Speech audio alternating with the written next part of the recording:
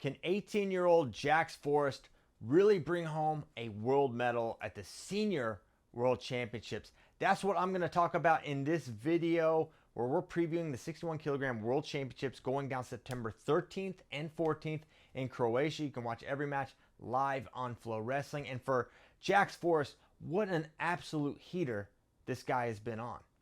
I mean, everyone knew Jax was an elite high school wrestler who had some senior level chops, right? He qualified for the Olympic trials last year, won some matches there. He's really good. But no one was thinking this guy could make the world team at the senior level this year, this fast. If anything, the high schooler we thought could make it was Marcus Blaze. And you go into the U.S. Open, you're like, I can't wait to watch Jax Forrest. I'm excited to watch him because he's got a crazy style. He's got a lot of ways to score. He's very exciting. But ultimately, it's probably going to be Seth Gross or Marcus Blaze that win this weight class. I just watched, a year before, I watched Marcus beat Seth Gross.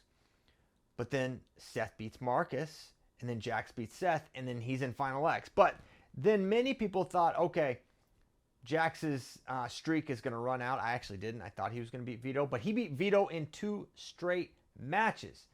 Unbelievable. Put him on the world's radar. That went from a nice win in America to, if you beat Vito Arujau, who won Worlds in 2023, was bronze in 2024, the entire world is going to take notice. So he is on everyone's radar. And if you're an American, you represent Team USA, the world takes notice. And they're going to take special notice for this young man, Jax Forrest.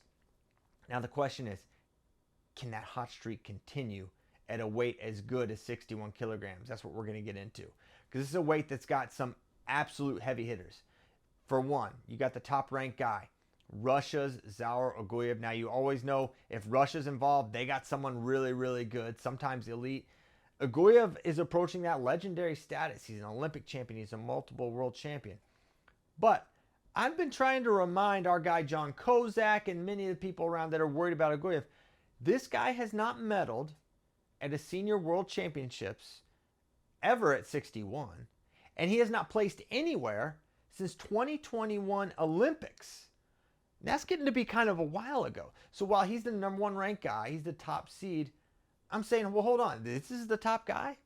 Because I watched Vito beat him last year.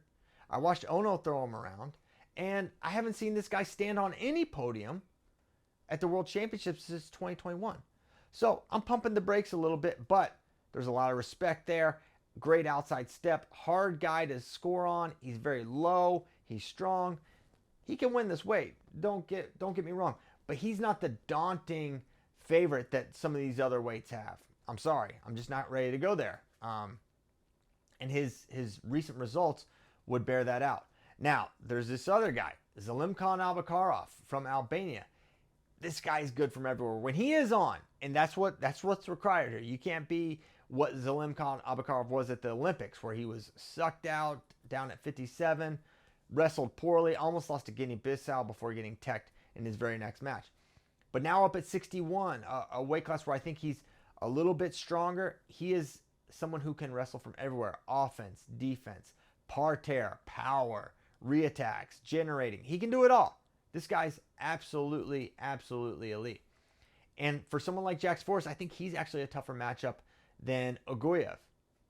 But there's other guys looming. You've got Takara Suda of Japan, which a year ago, it was Masanosuke Ono who won this weight class.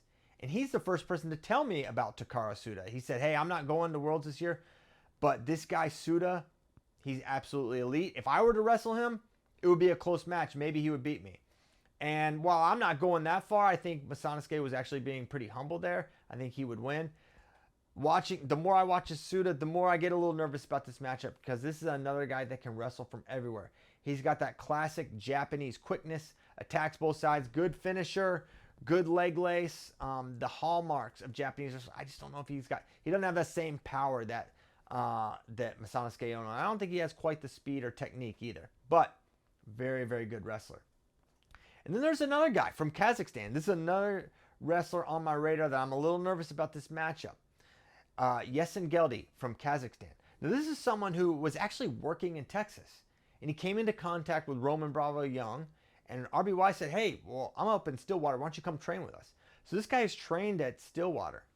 at Oklahoma State with Coach Taylor and the Cowboys. So watching him, great length, single leg. He teched Seth Gross this year.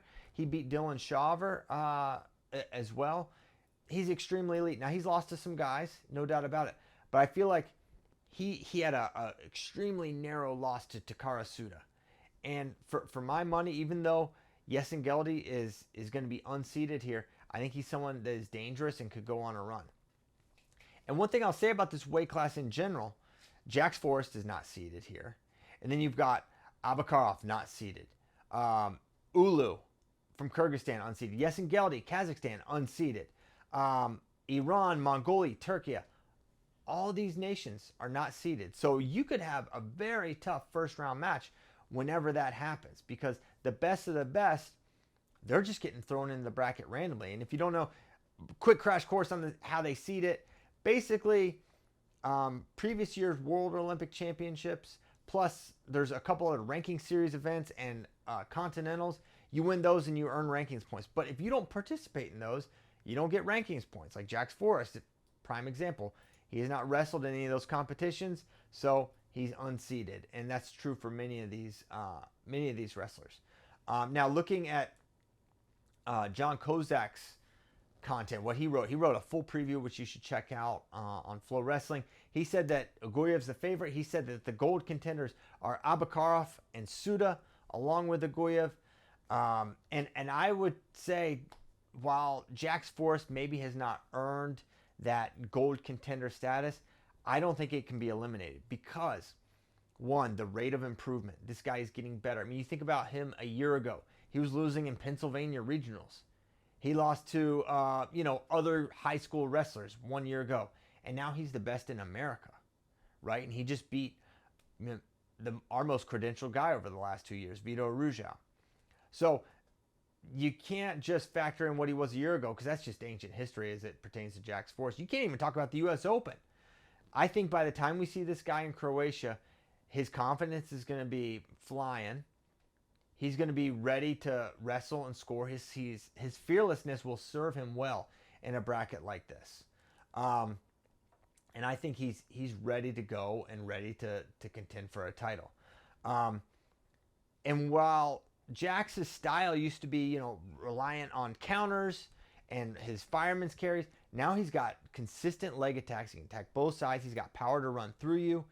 When you're on his legs is when he's most dangerous. But what I like most about Jax's defense, he used to just let guys in and then just figure it out. And he would, 9 times out of 10, he would win the exchange. But at the world level, if you give up your legs frequently, it can be incredibly dangerous. And I think that's an area where he's improved a lot, not letting guys on his legs, having that consistent head-hands defense.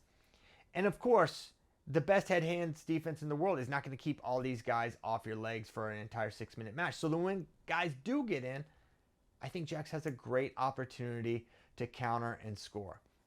So this is maybe, for me, the match or the tournament that has the most wrestlers I'm excited to watch. There's so many elite guys here. And then you have this young guy who is wrestling at such a high level for Team USA. And while you may say, wow, he's so young, he's not ready to compete.